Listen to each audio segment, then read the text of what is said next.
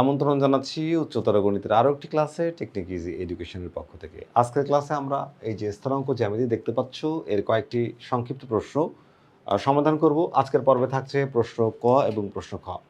তো আমরা একটু প্রশ্নটা দেখি নিই। আমাদের প্রশ্নে বলা হচ্ছে কি মূলবিন্দু থেকে, দেখো আমরা যদি একটু দেখে নিই যে আমাদের প্রশ্নে কি বলা হচ্ছে। দেখো আমরা একটু ইনফরমেশনটা তুলে নিলাম যে মূলবিন্দু থেকে কি বলা হচ্ছে বলো তো।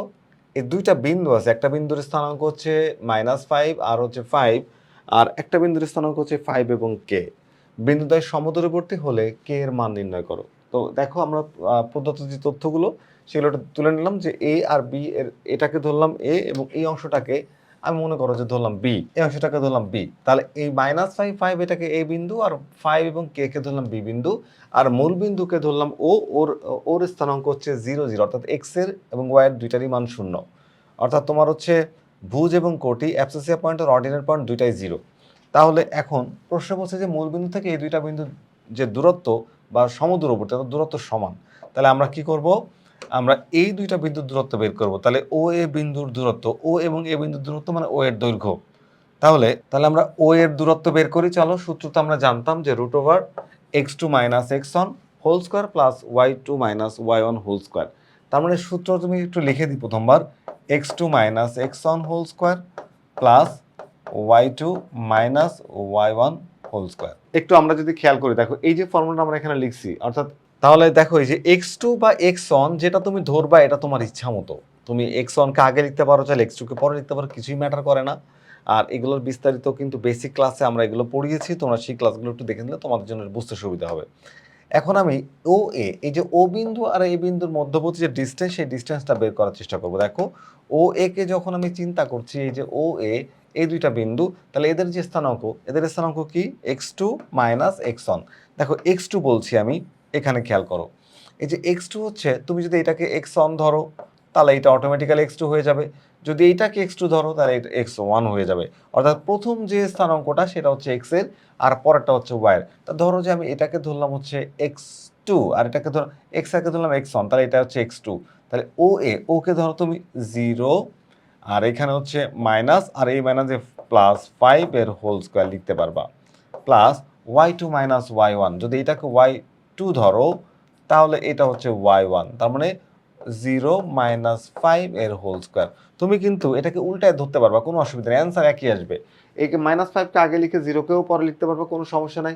এই 5কে আগে লিখে 0কেও পরে লিখতে পারবা, কোনো সমস্যা নাই। যেটা স্কোয়ার আছে তাই মাইনাস নিয়ে তোমার কোনো প্যারা নাই, মাইনাস অটোমেটিক এমনি তুলে উঠে যাবে আর কি। তো পরে দেখো আমরা এখানে যদি হিসাব করি তাহলে আমরা পাচ্ছি 5 স্কোয়ার প্লাস হচ্ছে 5 স্কোয়ার, কারণ 0-র সাথে 5 যোগ করলে 5ই হবে, আর এখানে -5 এর উপর স্কোয়ার করলে মাইনাসটা তো থাকবে না, মাইনাসটা উঠে যাবে।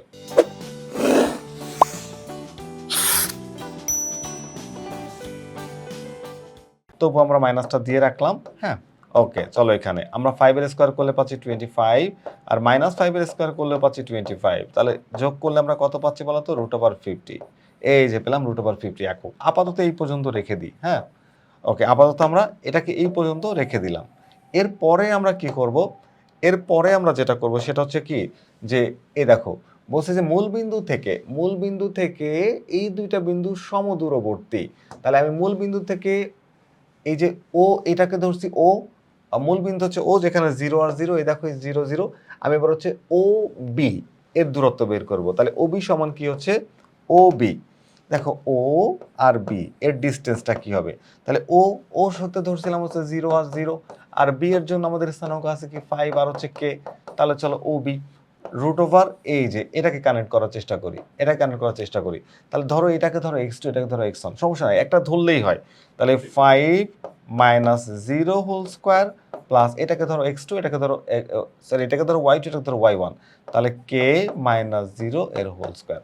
তাহলে আমরা এখানে কি পাচ্ছি বলতো, পাচ্ছি হচ্ছে 25, এখানে স্কোয়ার করলে পাই 25, আর এখানে পাই k স্কোয়ার। দেখো প্রশ্নে বলছে কি, প্রশ্নে বলছে যে এই দুইটা সমদূরবর্তী, অর্থাৎ এখন যে দুইটা দূরত্ব আমি বের করছি এই দুইটা দূরত্ব সমান। তার মানে প্রশ্ন অনুসারে এখন লেখা যাবে কি বলতো, প্রশ্নানুসারে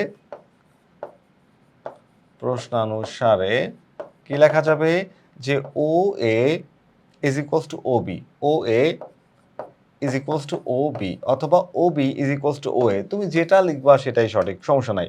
ও B is equals to O এ।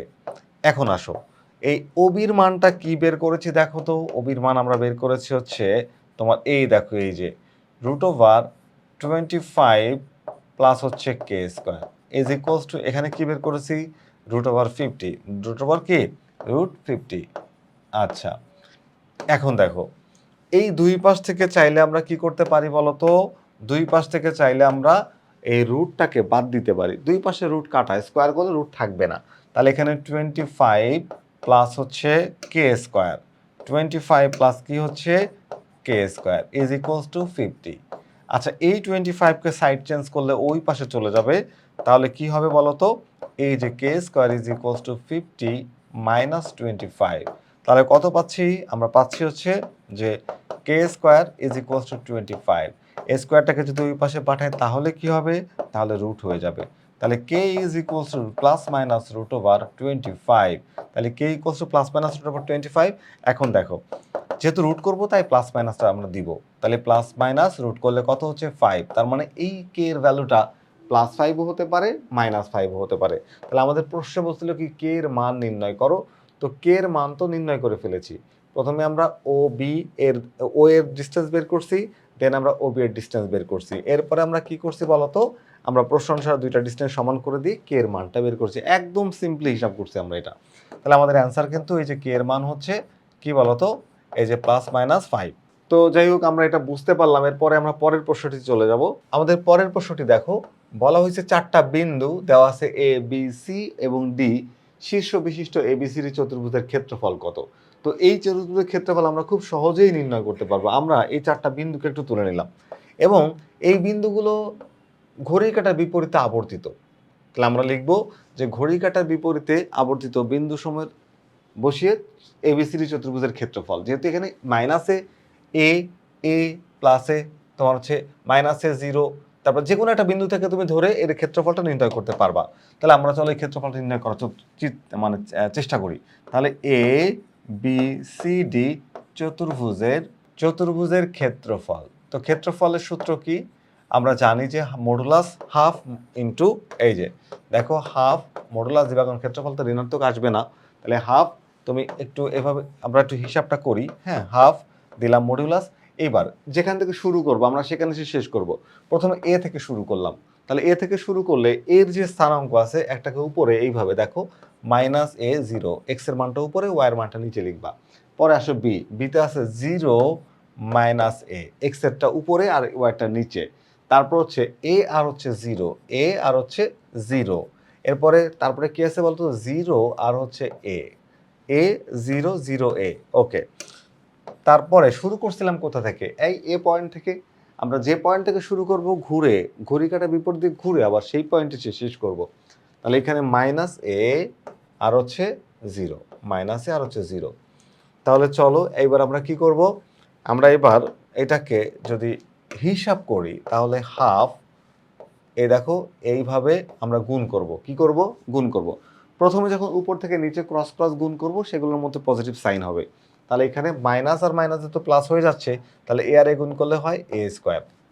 ঠিক আছে, দেও প্লাস 0 আর 0 গুণ করলে আবারও 0, এ আর এ গুণ করলে এই যে প্লাস এ স্কোয়ার, আর এখানে 0 0 গুণ করলে তো 0। এবার ফর্মুলার জন্য মাইনাস। এবার আমরা নিচ থেকে উপরের দিকে গুণ করব। এই গুণগুলো আমাদের শেষ। এবার কি করব? নিচ থেকে উপরের দিকে গুণ করব, নিচ থেকে উপরের দিকে গুণ করব, নিচ থেকে উপরের দিকে, নিচ থেকে উপরের দিকে। তো এই গুণগুলো যখন আমি করব তখন কি করব? এই 0 আর 0 গুণ করলে হয় 0। এবার সূত্রের মাইনাস মানে মাইনাস হবে। পরেরগুলো যখন উপর থেকে নিচে গুণ করবো তখন সাইন হবে প্লাস, যখন নিচ থেকে উপরে গুণ করবো তখন সাইন হবে মাইনাস। তো দিলাম মাইনাস। আচ্ছা, এই মাইনাস আর এই মাইনাস হয়ে গেল প্লাস। দেখো এই মাইনাস হয়ে গেল প্লাস, এ আর এ গুণ করলে হবে এ স্কোয়ার, এই যে স্কোয়ার। আবারও মাইনাস, এই যে 0, দাও আবারও মাইনাস, এই মাইনাস আর এই মাইনাস হচ্ছে প্লাস, তাহলে প্লাস দিয়ে দাও, আর এ আর এ গুণ করলে হবে এ স্কোয়ার। এই দেখো হিসাব চলে আসছে। তাহলে আমরা যদি এখন হিসাব করি তাহলে এখানে পাচ্ছে হচ্ছে হাফ ইন্টু, দেখো হাফ ইন্টু এখানে জিরোগুলো তো আমাদের কোনো, এই 0 0 সব কেটে যায়, 0 0 বাদ। তাহলে হচ্ছে এ স্কোয়ার 1টা 2টা 3টা 4টা, তাহলে 4 কি পাচ্ছি বলতো, হাফ ইন্টু 4 এ স্কোয়ার। এই 4-এর সাথে আবার 2 কিন্তু কাটাকাটি যায়, 4-এর সাথে 2 কাটাকাটি করলে কি হয় বলতো, 2a স্কোয়ার। তাহলে আমাদেরকে বের করতে বলা হয়েছিল চতুর্ভুজ এবিসি এর ক্ষেত্রফল, এবিসিডি এর ক্ষেত্রফল। দেখো আমরা এবিসিডি এর ক্ষেত্রফল বের করেছি, সেই ক্ষেত্রফল কত আসছে? 2a²। তাহলে যেহেতু ক্ষেত্রফল, এটার একক হবে হচ্ছে বর্গ একক। কি হবে বলো তো? বর্গ একক। তাহলে চতুর্ভুজ এবিসিডি এর ক্ষেত্রফল হচ্ছে এত বর্গ একক। এইটাই কিন্তু আমাদের এই কোশ্চেনের অ্যান্সার। তো আমরা আজকের এই পর্বে ছোট ছোট দুইটি প্রশ্ন অ্যান্সার করলাম, যে একটাতে হচ্ছে 4টা বিন্দু, শীর্ষবিন্দু দেওয়া ছিল একটা চতুর্ভুজের, সেখান থেকে ক্ষেত্রফল নির্ণয় করলাম। আর হচ্ছে মূলবিন্দু থেকে দুইটা বিন্দু দেওয়া ছিল, যারা মূলবিন্দু থেকে সমুদ্রবর্তী, সেই বিন্দুগুলো ক্ষেত্রফল নির্ণয় করলাম। আশা করি তোমরা এই প্রশ্নের সমাধানগুলো বুঝতে পেরেছো। ফিরে আসবো আবারও নতুন কোনো গাণিতিক সমস্যা নিয়ে। ততক্ষণ পর্যন্ত ভালো থেকো। আল্লাহ হাফেজ।